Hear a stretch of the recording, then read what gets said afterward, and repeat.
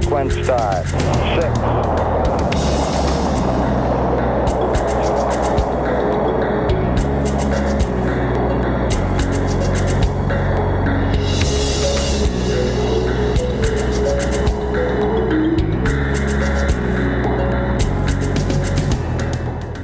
Good afternoon. I'm Stephen Dick, the NASA Chief Historian, and I want to welcome our NASA TV audience as well as everyone here at NASA headquarters. This is an exciting time as we look both backward and at history and we contemplate the future. We're here today to celebrate the Apollo 40th anniversary, and we've convened a distinguished panel to discuss Apollo's history and legacy. Today we have with us, to my left here, John Logsdon, the Lindbergh Chair in Aerospace History at the National Air and Space Museum; Roger Lonius, the Senior Curator in Space History at the Air and Space Museum; Michael Neufeld, the Chair of the Division of Space History at the Air and Space Museum and the author of the most recent biography of Wernher von Braun, Dreamer of Space, Engineer of War. Next to Michael, we have Christina Guidi, the Deputy Director of Constellation Systems in the Exploration Systems Mission Directorate here at NASA headquarters. And on the far end, we have Craig Nelson, who's the author of the very recently published book, Rocket Men, the Epic Story of the First Men on the Moon. Before we proceed, let me say that we're going to hold all questions for the press until the end of this hour. And before we go to the panel, it's my pleasure to introduce the acting NASA Administrator, Chris Scalise, who will say a few words on this historic occasion. Chris.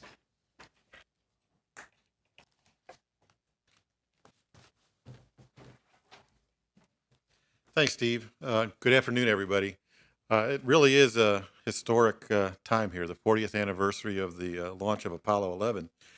Just yesterday, we launched Space Shuttle mission STS-127 from Launch Complex 39A at Kennedy Space Center, the same pad that launched Apollo 11 40 years ago. To give sort of a chronology of what that was, if we were living 40 years ago, many of us were, though looking in the audience, many of us weren't. I was glued to a black and white television watching this whole thing transpire.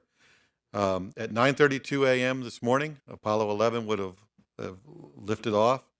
At 12:22 p.m., the translunar injection would have occurred after several orbits of the Earth. At 12:56, 40 years and a few minutes ago, the command and service modules would have docked with the lunar module and pulled it out and headed on the way to the moon for a 3-day journey. And on July 20th at 4:17 Eastern Daylight Time, the first humans landed on the moon, and later that evening, Neil Armstrong was the first human to set foot on another planet, the moon. I think many of us that remember those days, and I was, not yet in high school at the time, it was an absolutely incredible event, and how that inspired us. Only we can each speak individually about that. But those events were set forth by a goal set by President Kennedy in 1961 when he said, before this decade is out, of landing a man on the moon and returning him safely to Earth. That was accomplished in 1969. It was one of the grand challenges that humanity seeks and what this nation seeks to accomplish. It shows the best of what we can accomplish, and it shows how we can accomplish it collectively as a nation and as a world. When you think about Apollo, think that it took 12,000 companies, 400,000 people, and $25 billion to complete the program. That was an incredible investment in the 1960s. Yet 500 years from now, when people look back on the 20th century, I think the challenge, the accomplishment, and the landing on the moon will be remembered as one of the great achievements of the 20th century. Perhaps maybe the greatest achievement of the 20th century. But many questions still surround the Apollo program. Was it really worth it? What were the lessons that we learned? What's been the impact over the last 40 years? What is its legacy in science, technology, the history of exploration, and the way we see the Earth? I don't think it's a surprise that that if you can remember, and you see the image in the back of the auditorium here, of the Earth that was taken by Apollo 8 in 1968 in December, that shortly thereafter Earth Day came along, and an awareness of the Earth and how fragile it is and how much we need to protect it came probably from Apollo. So these questions are still relevant today as we seek to go on and do bigger and bolder things with our new challenges and the new program that we're pursuing. We're driving onwards towards Mars, but we still need to ask some of the questions to look back to understand what happened. Today, as Steve mentioned, we have convened a distinguished panel to discuss Apollo's history, its legacy, and what it means for the future. Now I'll turn it over to Steve to take it over. Thank you. Thank you very much. Well, there's a great deal to discuss today, so I think we'll just get right to it. I think it's a safe bet that the United States never would have gone to the moon if it hadn't been for the competition with the Soviet Union. The geopolitical context was very important. So before we start, let's take a quick look at this clip.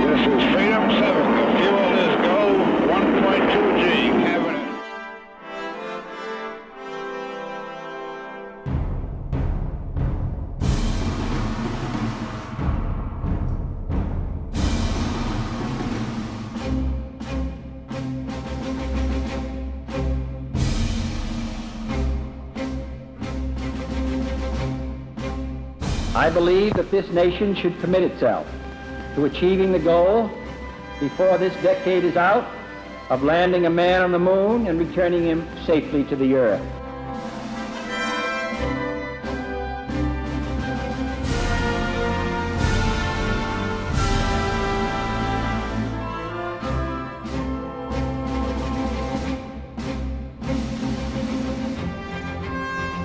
We choose to go to the moon in this decade and do the other thing, not because they are easy, but because they are hard. John Logsdon, we've been, I know you've been researching a new book on President Kennedy's role in the space race. Have you found anything new or revealing during your research? Well, a number of things, Steve. One was how directly involved John F. Kennedy was in not only the decision to go to the moon, but in carrying out that decision. He paid careful attention to the program as it evolved after May 25th of 1961.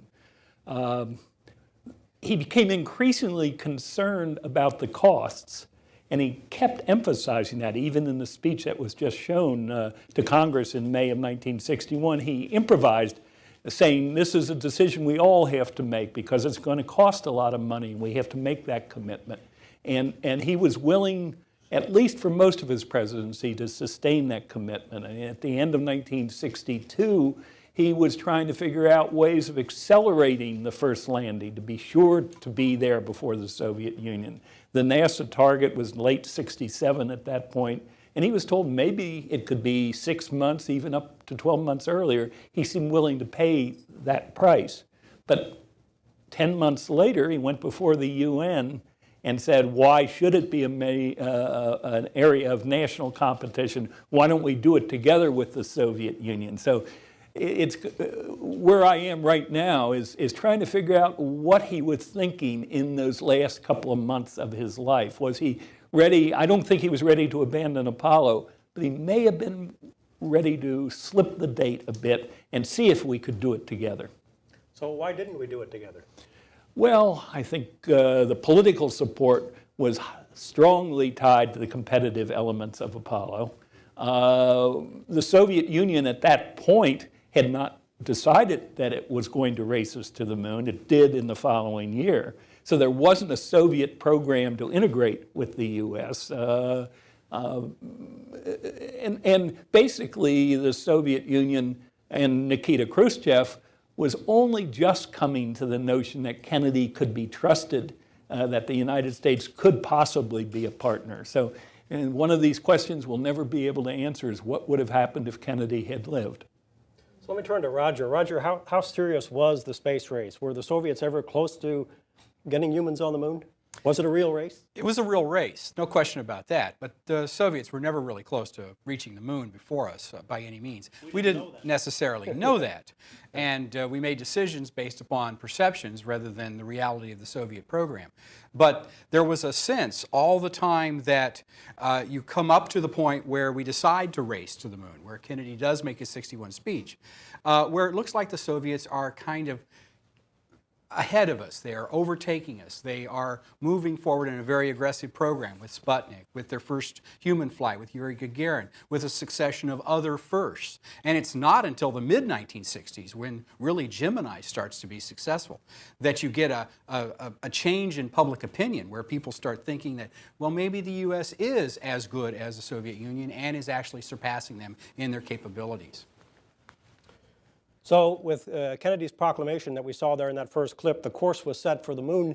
As Chris mentioned, there were 12,000 companies, 400,000 people, $20 to $25 billion for the Apollo program.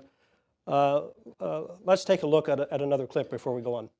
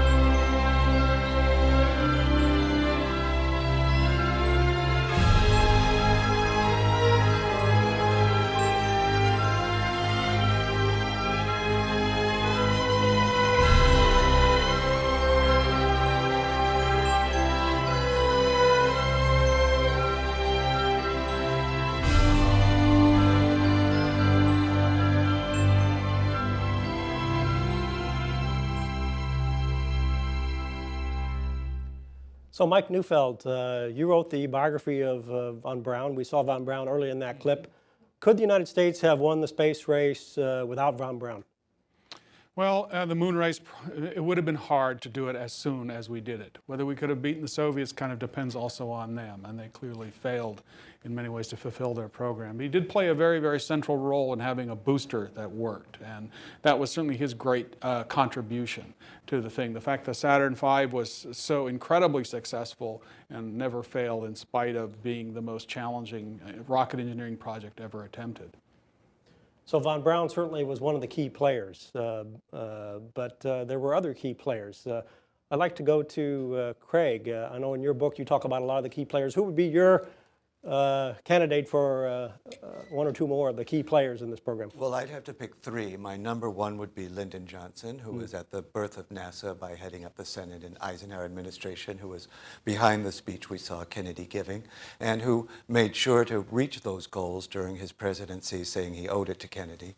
My other two heroes of Apollo would be the Politburo, who deposed Khrushchev, and the medical team who let Sergei Korolev die on the operating table. I think that the Soviets losing their premier rocket scientist, or premier rocket engineer, excuse me, Mike, and their premier supporter of that rocket scientist was a profound blow to them, that Khrushchev could use Korolev's space achievements to imply that he had a military operation as powerful as the rockets orbiting in space when he did not, and those two were formidable opponents.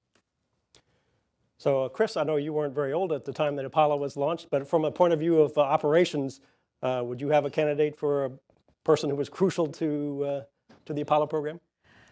I think I would have to say again von Braun. I mean, he designed an incredible launch vehicle, the Saturn V, and in the Constellation program, we're currently using a tremendous amount of legacy hardware or heritage from the Apollo program. So I think we're building on 40 years of spaceflight experience and employing it into the current program for Constellation. And we're going to talk about that a little later also. Well, of course, we all know that the first manned Apollo flight was Apollo 7, but things really heated up with Apollo 8, with that circumnavigation of the moon that we all remember, with the Christmas Eve reading of Genesis from around the moon. Let's take a look at that clip.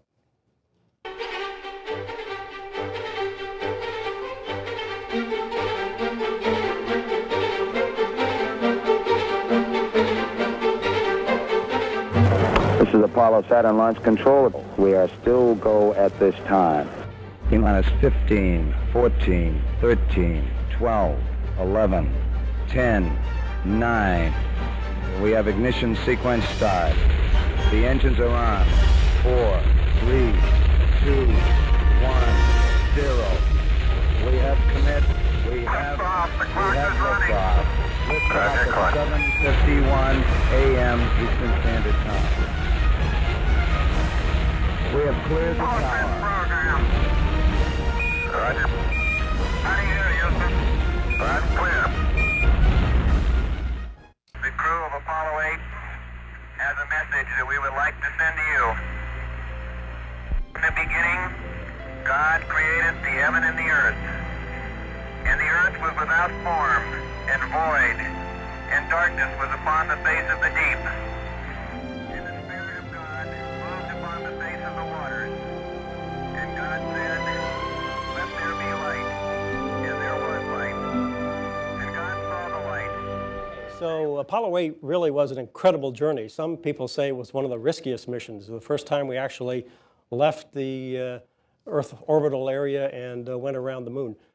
Just how risky was that mission? Let's talk a little bit about how risky it was and what was involved in that mission. Roger, why don't you start us off? Oh, sure, absolutely. Apollo 8 was truly remarkable. And quite frankly, adding to your comment earlier about who were some of the key people that made contributions, you've got a couple of them that come to the fore pretty importantly in the Apollo 8 story. And that is George Miller, who headed the human spaceflight program, Office of Manned Spaceflight in those days, and Sam Phillips, who ran the program office for Apollo. And the idea was, and it was a very gutsy decision, to fly humans the second time we had flown a crew in the Apollo spacecraft, and really the second time we had flown the Saturn V stack, to go to the moon with it. That was a remarkable and gutsy call on the part of some key people who had done assessments and decided that this was something they could pull off, and that they believed was probably necessary to ensure that they remained on schedule to make a landing by the end of the next year, by the end of the decade, and they did it. It was a wonderful success story, and it was a remarkable end to a pretty awful year in 1968, a year that started with enormous difficulties in Vietnam, with the assassinations of Martin Luther King and Robert Kennedy, with riots at the Democratic National Convention in the summer, and just on and on and on. And the whole nation seemed to be blowing up. And at the end of the year, this Apollo 8 flight, which was truly remarkable, where the astronauts talk about the good Earth and send Christmas greetings to all the people that reside there. John, your thoughts? I'd add to the hero list George Low. Absolutely. George was the one morning in July, with the lunar module being late on its schedule, went to see Bob Gilruth, head of the Manned Spacecraft Center, and said, "I've got an idea. Let's go around the moon." Chris Kraft was brought in. Could operations support that? They called up von Braun in Huntsville and said, "Could we come over and talk to you?" Flew to Huntsville. Sam Phillips was at the Cape, and Kurt Debus, I believe it was, at the Cape, came to Huntsville. By that afternoon, the fundamental decision was made to do this mission. Like 6 hours. Can you imagine in today's world making a decision like that in 6 hours? Mike, do you want to elaborate on that, how Von Braun felt? I wanted to mention Bob Gilruth, and John already mentioned him, but if we're going to lay out the key players in Apollo, here was a guy who built Houston from a little group at the Langley Center in 1958, creating the Mercury program, and going from that to this giant center. That was an enormous accomplishment, building the spacecraft and astronaut part of the Apollo program. And how did Von Braun feel about this Apollo 8 going to the moon after the only one human spaceflight? Well, I mean, as Roger outlined, that was a decision they made in his office, and basically he felt okay with the Saturn V, because in fact it was the third launch, and the second one hadn't gone well at all. So it was also a risky decision to put a human on the Saturn V after the second test didn't go so well. But he had the total confidence in the system, in his engineers, and in the testing program that had revealed what had gone wrong on the second launch. In agency history, what's fantastic about Apollo 8 is that the Apollo 1 fire had crippled the agency so terribly, and with so many executives and management people leaving, that really they were almost in a doldrums. And then Apollo 8 comes along, and this completely insane idea that works propels the agency forward. And really, we're ahead in the space race with the Soviets for the first time at that moment. It's truly amazing when you think about it. The fire in 1967, and then this in 1968, the end of 1968, but we were already going around the moon. I'd like to make a comment. Obviously, I'm of the younger generation. I was 4 during the Apollo program. But the one thing that does amaze me is the entire program itself, they were learning how to fly in space while also developing the launch vehicles and spacecraft. And I think that's a huge feat. Something that, once again, in the Constellation program, we're building on that experience over 40 years, and we don't have that extra challenge of learning how to fly in space. So I think that was amazing. I think there's one still unresolved historical question related to Apollo 8. The CIA projected that the Soviet Union might send a crew around the moon, looping around the moon by the end of 1968.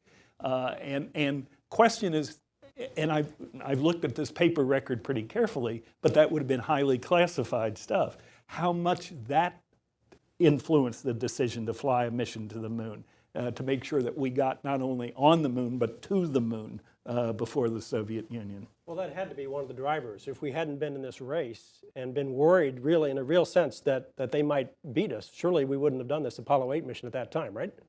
They were flying blind pretty much. The Pentagon and CIA did not share much with NASA, who they considered civilian blabbermouths. So they kept a lot of stuff to themselves. But a lot of stuff they kept to themselves wasn't worth sharing in the first place. So it didn't really miss out. But I believe NASA executives were pretty much flying blind against the Soviets. I would agree with your point, Steve. I think they really were driven by this in a way that wouldn't be replicated now, because they took decisions that were risky at several points in time, and if they had been in another situation and said, well, do this when it's feasible, don't take any chances, then it would have taken 2 or 3 years longer to land on the moon, probably. So when did we find out that the Soviets were not really that much in the race?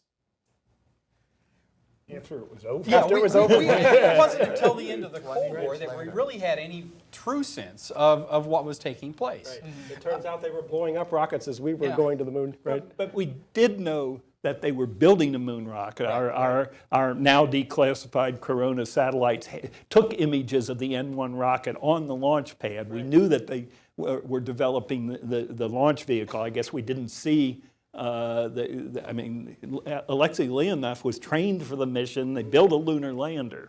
I guess we didn't see that until much later. And they built a moon suit, which we didn't see until later. On July 4th, '69, the CIA Corona satellite captured one of these giant rockets on the pad at the Baikonur Cosmodrome.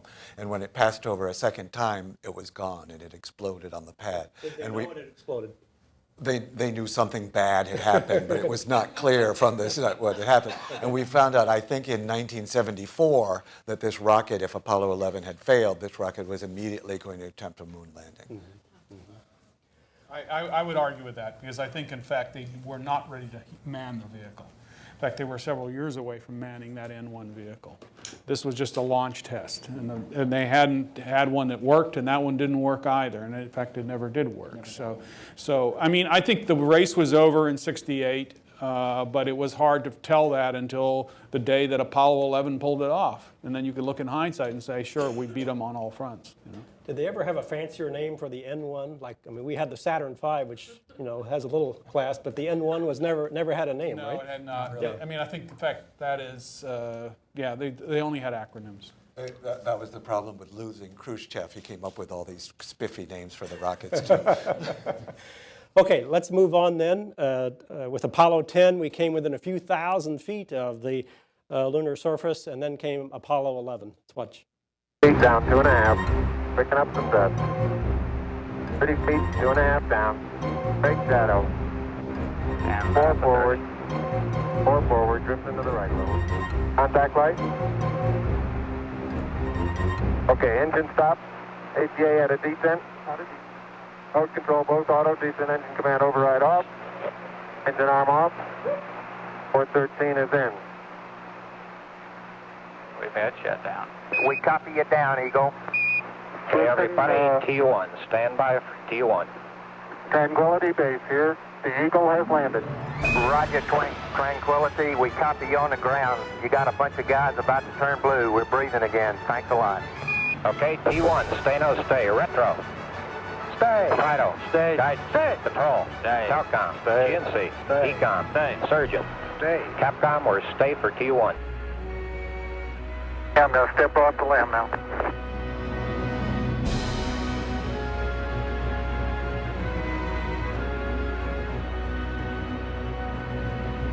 That's one small step for man,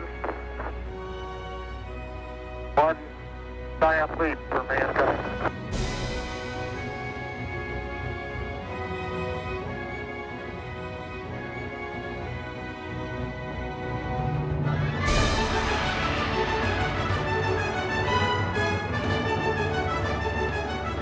Here, men from the planet Earth, first set foot upon the moon, July 1969, AD.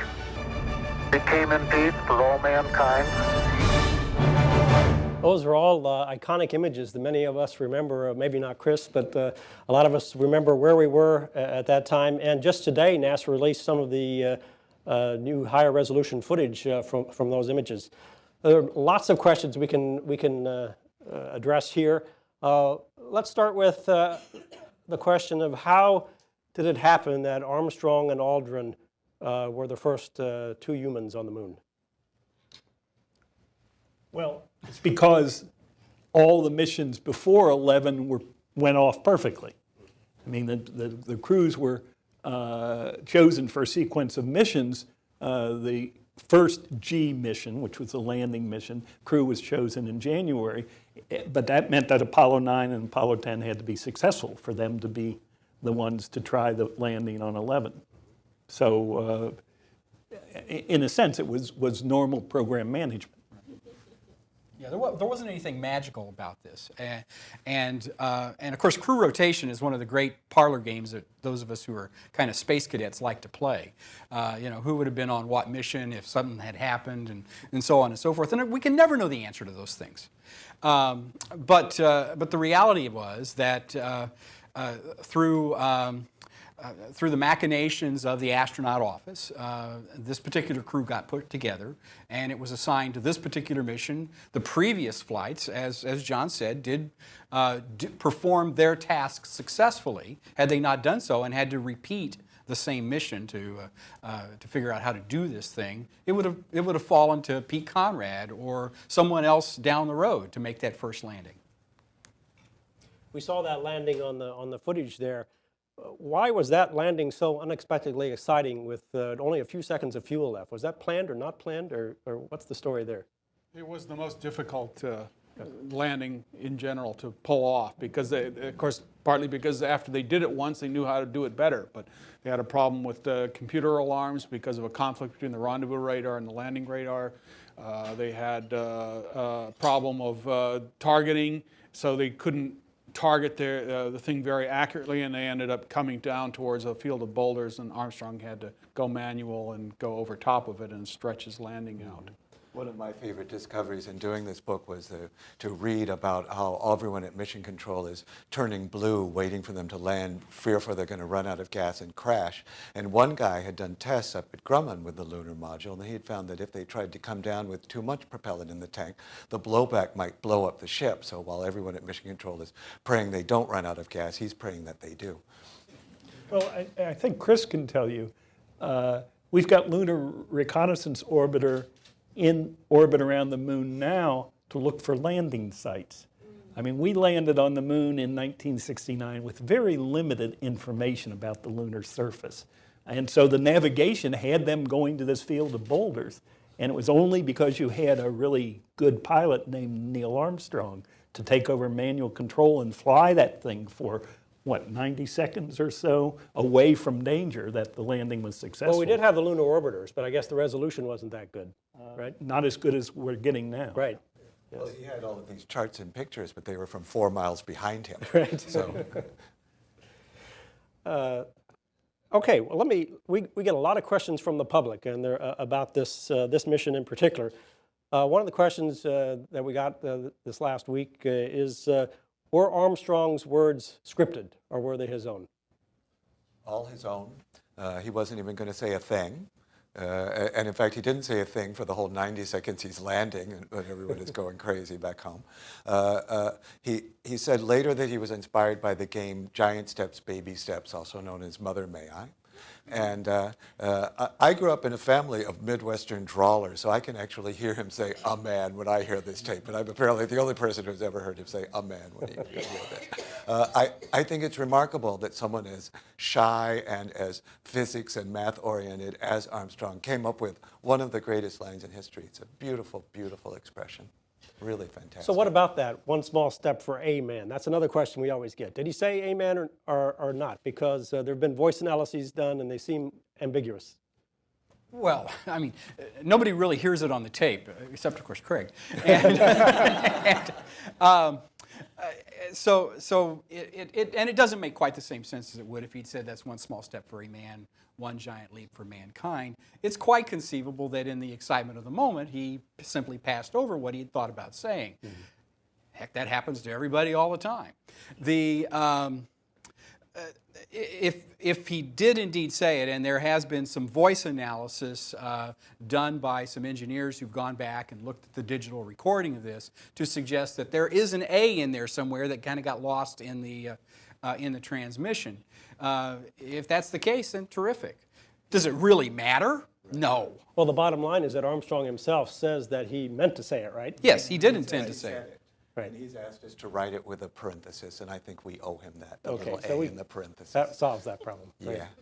Another question we always get is, did Armstrong and Aldrin have cyanide pills in case the ascent engine didn't work? All they needed to do was take off their helmets. I came across one report of someone who in a NASA experiment had experienced vacuum, and he said that after 12 seconds he could feel the saliva on the tongue beginning to boil, and then he passed out and they pulled him out. But I'm not sure how accurate that is. But all they had to do was pull off their helmets and they'd be gone. That's a huge urban legend. A lot of people think that's true. And finally, what do you say to skeptics who say, how do you prove that we ever went to the moon? Mm-hmm. 800 pounds of moon rocks, for starters, distributed all over the world. My favorite is another Armstrong quote. He says he thinks it was so much easier to just go there than it would be to fake it. With 12,000 companies, 400,000 people. Exactly, right? Exactly. But my favorite is, in fact, the reports of the astronauts coming back from the moon when you piece them all together and get this whole picture of what it's like to be there. It's so bizarre, no one could have made this up before going. Well, and I was there on July the 16th, 1969. I got up in the middle of the morning at the operations building and watched the crew walk by me on their way to the pad and then saw the launch. So they had to go somewhere. And you know, there's a law in philosophy called Occam's razor that says pick the simplest explanation. And the simplest explanation is that they went. Right. But there are something like 5 or 6% of the American population that are skeptics still. Maybe that says something thereabouts. about our society. Well, it says a lot about our society. I think we love conspiracies. I mean, Right. maybe the whole world does, but we love to think that there's these outrageous things that are somehow being manipulated behind the scenes to pull one over on us. Branch of psychology. And of course, it is nuts at some level. But I will say that the diehard believers in a conspiracy theory will not be persuaded by evidence, no matter what evidence there is. So you cannot prove it to them. We're, by the way, about to get evidence. The Lunar Reconnaissance Orbiter has a 1.4 meter resolution. So it's going to show us the descent stages of the lunar modules sitting at the landing sites. I have a feeling some people still won't be satisfied. Well, they will simply say you faked those images and you're a part of the conspiracy. Okay, let's turn to the science and the engineering aspects of Apollo. Was it worth it for the science? Absolutely. I would agree that, I mean, it was not a scientific program in its origins. It was not done for science. It was done to beat the Soviets. But after we had mastered the ability to land on the moon, we kept going back at least long enough until the money ran out that a massive amount of lunar science was done in the process of, especially of the last 4 landings. Mm-hmm. Yeah, I mean, the key, there's actually, lunar scientists have come up with a top 10 list of things that we learned from going to the moon, and they're pretty spectacular. But number 1 on that list is a fairly definitive statement of the origins of the moon. And it's strikingly different from any of the theories that had been promulgated before we went to the moon. Where now most scientists are of the belief that in the primordial solar system there was a body out there, probably the size of Mars or so, that impacted the Earth, and pieces of both the Earth and the moon and other things around all coalesced to form this. And as a result of that, we learned a lot about the science of the moon and its evolution since its creation. But isn't it a fair statement to say that scientists at the time thought they were taking a backseat to the engineering or political aspects? And oh, by the way, they were. I mean, science rode piggyback on the engineering program to go to the moon. They did so very effectively, but that was not the purpose of going. That was, at best, something that they thought about down the road. And those last few missions, as Mike said, were really enormously significant as treasure troves of scientific knowledge. Well, and there were several more missions planned, which would have been even more productive scientifically. I mean, one of the points to make now in 2009 is there's lots of science left to do. We didn't finish with the moon. Yeah, people also forget that there were 5,000 pounds, I think, of scientific equipment left on the moon during the Apollo program. Including some really good cameras. Right. But I think, just the very fact that before Apollo, interplanetary travel was science fiction, and now it's a reality. Mm-hmm. Now we know how to use enormous explosions as a method of transportation. I think it's fantastic. It's worth it just for that. Right. Okay, we could go on and on about Apollo 11, but let's move forward here. Apollo, of course, had 6 more lunar missions after Apollo 11. The Apollo 12 landed near Surveyor spacecraft, and that mission was a great success, but then there came Apollo 13. Let's take a look. 22. He's got it made. Come on in there. 24 feet. Contact light. Roger, copy contact. That's what I see sitting on the side of the crater. The old surveyor, huh? The old surveyor, yes, sir. Dan, we've got one more item for you when you get a chance. We'd like it to stir up your cryo tanks. Okay. Stand by.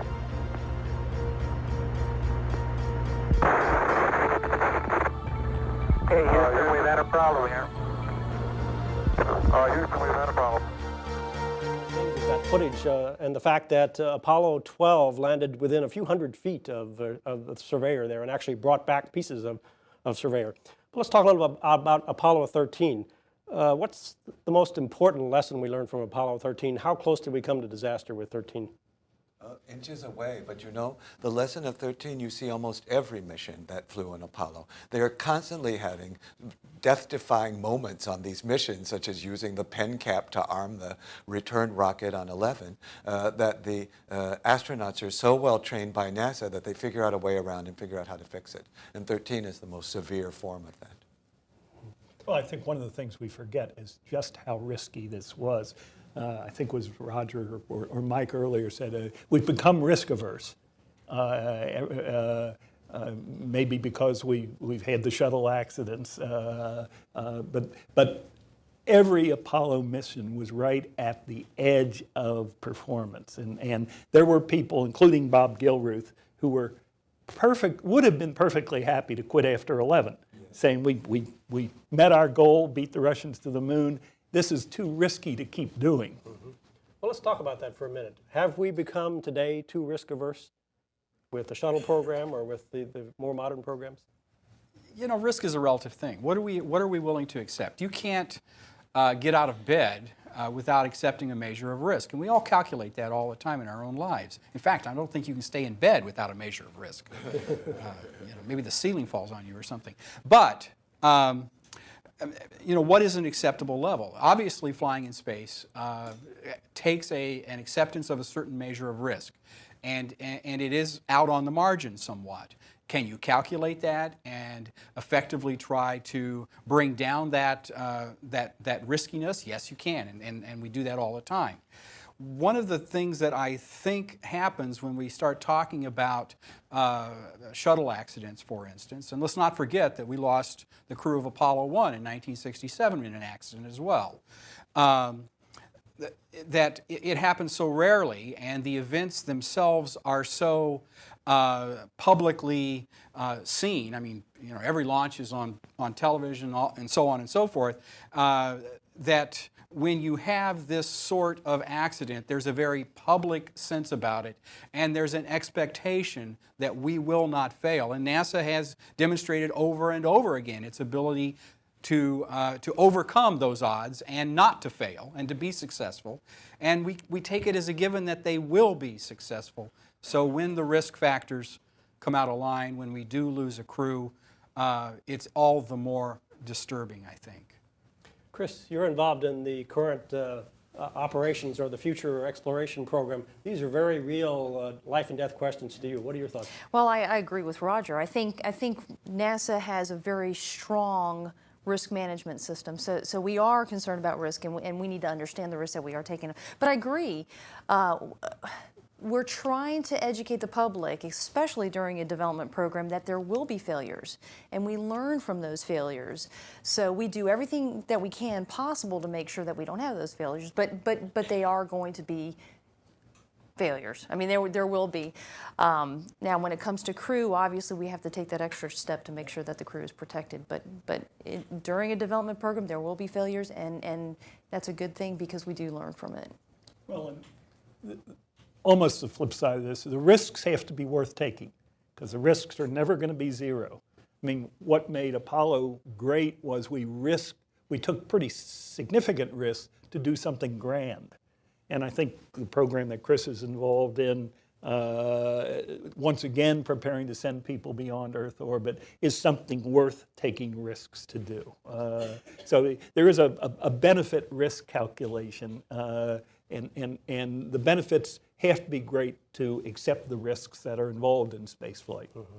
There seems to be a difference between the public perception and the astronauts' perception. I think the astronauts all know that there's this risk. The public often doesn't seem willing to accept that risk. And I think, a few years ago we had a symposium on risk and exploration where the question was, how much risk do you take in the name of forward-looking exploration? And one of the outcomes of that was that you just have to let the public know and realize that risk is part of exploration, and there are going to be these kinds of things that happen. One of the Apollo wives said a remarkable thing. She said that, they take a lot more care with these spacecraft than they do with the military test craft that these guys were flying before they became astronauts. And she also mentioned that if the people during the 60s, if the astronauts during the 60s hadn't been astronauts, they would have been flying in Vietnam. So it's a wholly different origin of risk that they come to from where we start as Yeah, civilians. the test pilots brings to mind Tom Wolfe and The Right Stuff. You read those stories in there. Right, but also when you really look into that, you come into this thinking astronauts are these wild daredevil cowboy types, when in fact they're cool characters. And the daredevil cowboy types were the NASA administrators pushing the envelope in the space race. Okay, so let's talk about the ending of Apollo. There were 4 more landing missions. There was Apollo 14, then there were Apollos 15 to 17, which had the lunar rovers. Let's take a look at this.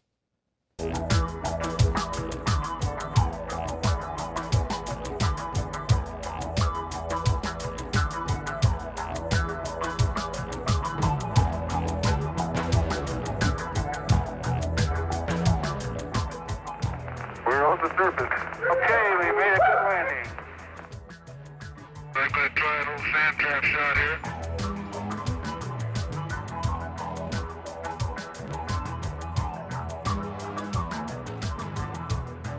Miles and miles and miles.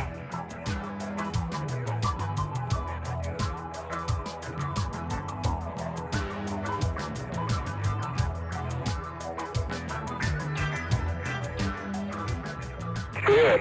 This is really a rock and roll ride, isn't it? Never been on a ride like this before. Oh boy. I'm glad they got this great suspension system on this thing.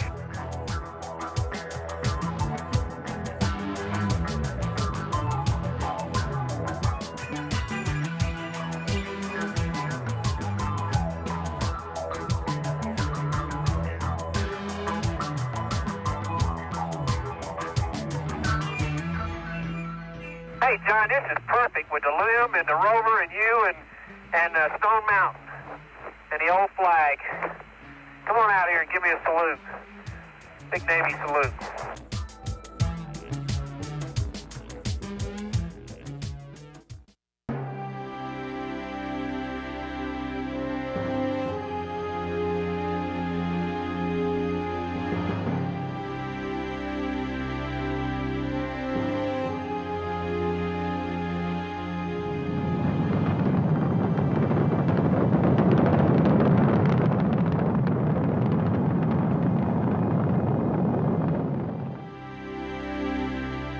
Okay, Houston, the Challenger has landed.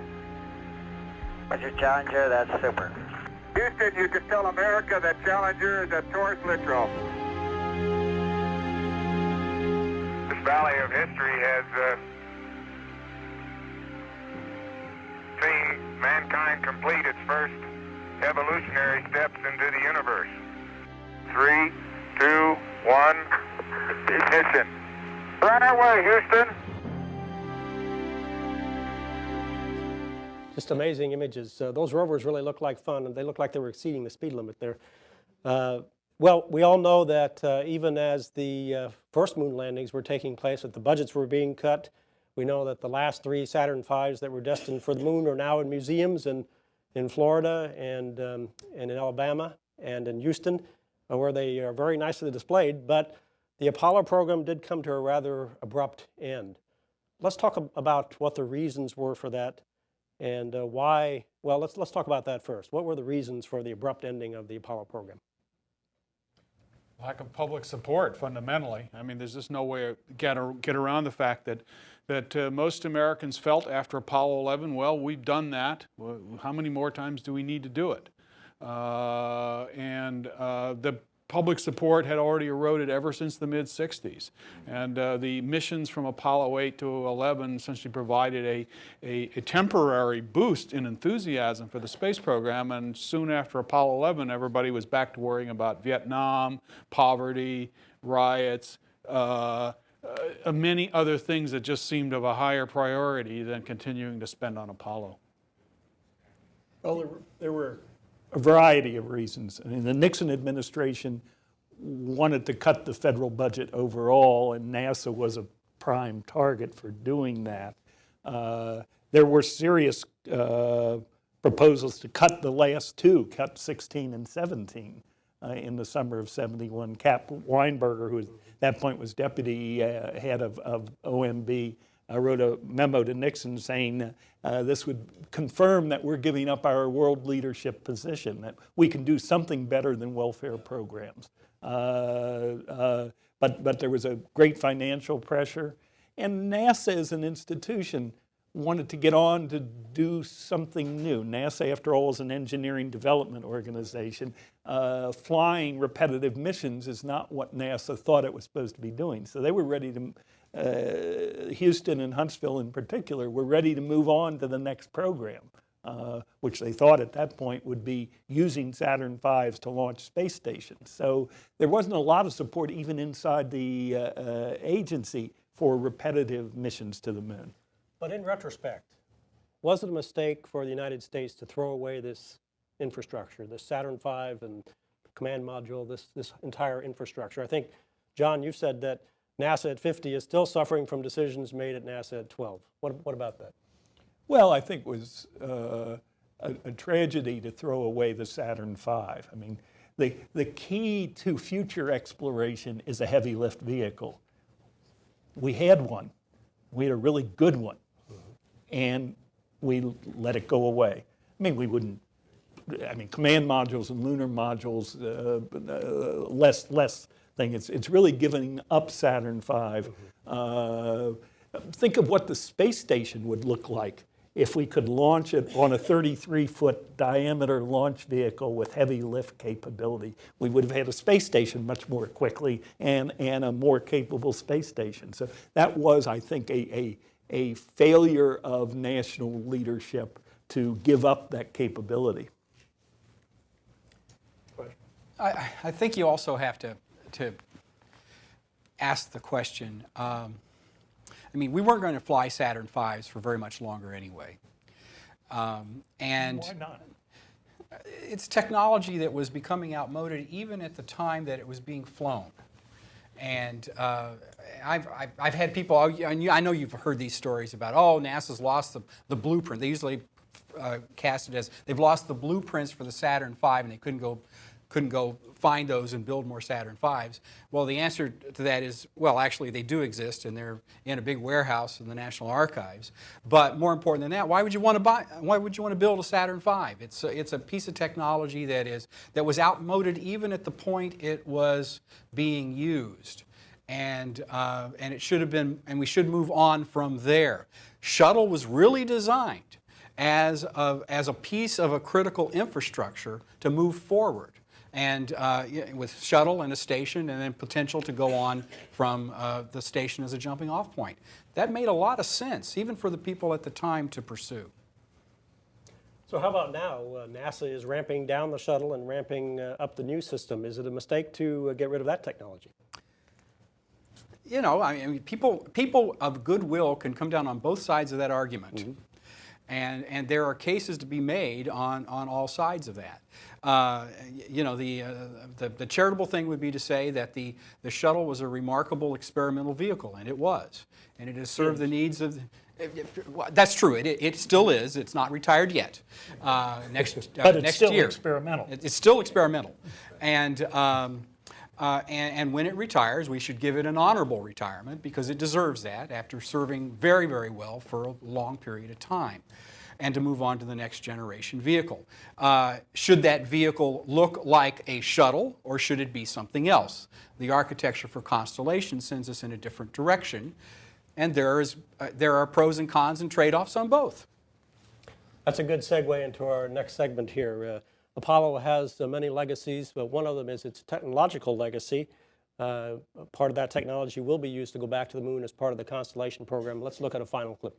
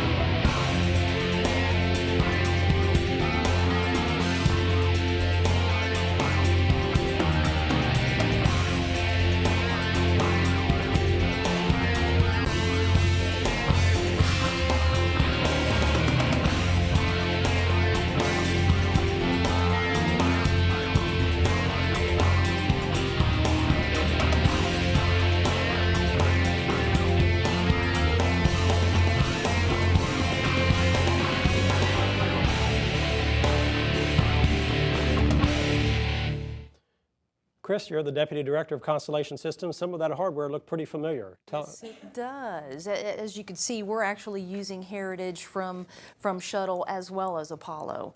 You saw some of the clips there. We're using the solid rocket motors for the Ares 1 first stage, as well as the first stage for the Ares 5 launch vehicle. So there's a lot of commonality between the two launch vehicles that we're using for Constellation.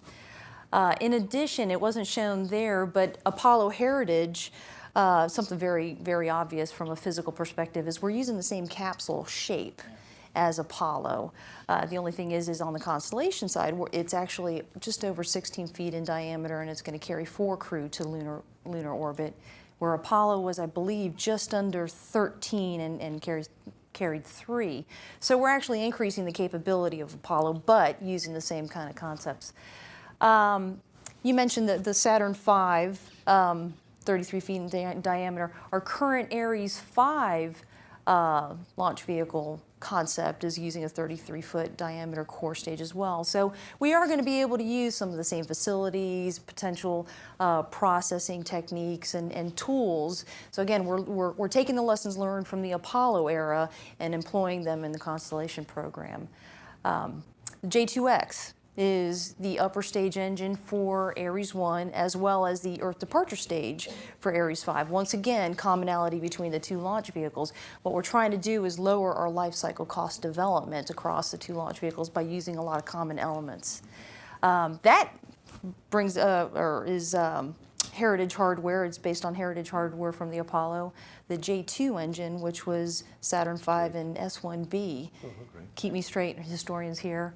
We're using the same components and philosophy of the J2 and the J2S, which was a simplified version of J2. I wish we had more time to go into those details, but I do want to ask a final question, which is about the legacy of Apollo. We see there some of the technological legacy. How about the legacy of Apollo in general? How important was Apollo? And I'd like each of you to address that question. Let me start with Craig. Well, I think Apollo was really a reaction to a profound fear, and this is part of the Cold War we forget. When the Soviets established their early dominance in the space race, many Americans, up to Lyndon Johnson in the halls of the Senate, believed that they were going to turn it into a battlefield. And part of what going to the moon did was prove that we could defend ourselves in space if that indeed turned into a Cold War battlefield. And I think another thing that's not discussed enough in this history is what a profound economic stimulus this was for the South. It created 400,000 jobs. It brought technology across the whole of the Gulf Coast and created sort of a whole new life for many people, not just engineers and scientists, but seamstresses and plumbers. So I look at that too. Okay, Chris has already talked about technological legacy. Yep. Michael. Well, certainly the scientific legacy, as we mentioned before, of the lunar landings was very, very important, and clearly it remains an inspirational legacy for that. These anniversaries always show that people around the world, and not just in the United States, are really inspired by that accomplishment. Roger. I think one of the things that's significant that nobody necessarily anticipated at the time, but has come down to us as pretty significant since then, is our new perspective that we saw on Earth as we looked back, and the sense of appreciation and wonder of this little spaceship that we're riding on, and how it houses all of the life and all of the things we've ever loved and hated. Are right here, and that it is a fragile thing that must be protected. John. Well, and the complement to Roger's observation is that Apollo also showed us that we don't have to stay on this planet forever. It was the first step in a centuries-long process of moving humanity into the solar system. Hopefully we're going to continue to do that in the next few years. But Apollo, when we look back, will be the first step in an evolution of humanity to a multi-planet species. Okay, we're going to have to wrap it up there. Thanks very much to the panel. And on this day, when we have 13 astronauts in Earth orbit, thank you all for joining us here at NASA headquarters on this historic occasion.